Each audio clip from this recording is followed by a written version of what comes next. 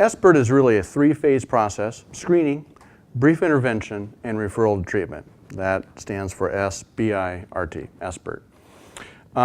The intervention is really about screening people who are seeking out medical care for substance use in relation to that medical care.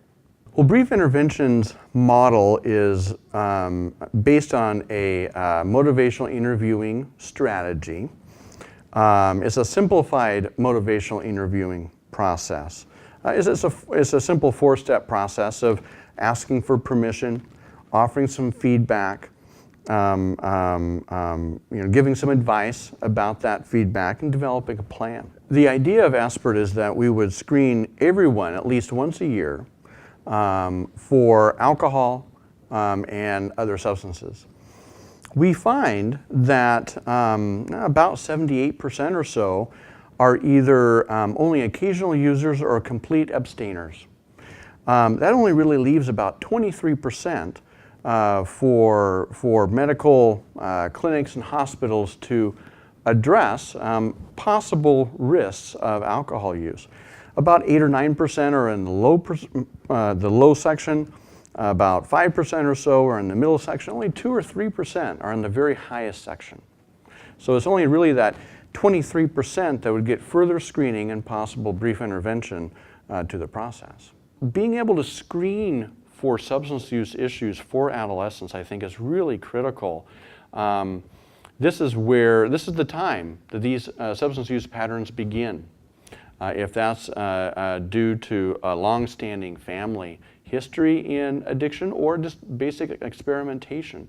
And I think it's important that we include the screening for adolescents and the services that we deliver through SBIRT to be able to navigate those adolescent challenges well.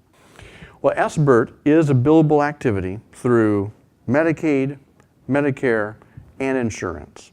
Medicaid has an unlimited amount of numbers of billings, although probably over a period of time a behavioral health code would probably be better than an SBIRT code. Medicare has a limit of about 5 or 6, depending if you include the assessment or not, but usually that's enough to get things going. Insurance is very close to Medicare for as far as the number of sessions. What is critical for SBIRT is that the physician ties the medical issue that the patient came in with to their substance use pattern, whatever that may be, and how that might influence the medical outcomes of why they came into the office. That is such a pivotal point of the SBIRT process, and the physician plays that very critical point. It is their role to do that. To implement SBIRT's a really interesting process in that it's not just about training. The training and the process is not that difficult. The idea of SBIRT and blending it in with medical situations is a little bit more challenging. A lot of physicians and medical staff have a hard time initially understanding why you would be screening for substance use when the person's coming in for a sleep disorder or a flu or chronic pain. But we find that people have sleep disorders that are caused or maybe increased by a substance use disorder. We find that certainly for chronic pain, there's a lot of issues involved with that. Using other substances like alcohol ends up interacting with the medications prescribed, increasing the potential of addiction. That's one challenge. After that challenge, there's actually just practicing it and getting comfortable with it, owning the process so that it feels natural to the provider. At first, a new skill never feels natural. You have to kind of try it on and fit it into your own style. Once it's there, though, it's an automatic kind of process. Physicians will usually be hesitant about the process to begin with, but become very enthusiastic about the results as they practice it. You know, substance use is a part of physical health. It is not separate. It's just like diet.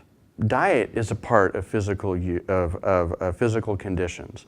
Exercise is a part of physical conditions. Relationships are a part of all of that. So substance use is not something aberrant. It is something that's really a part of physical health. And so SBIRT really gives us the opportunity to include substance use screening, and talking about substance use should be normal. It should be usual as a part of a medical delivery system.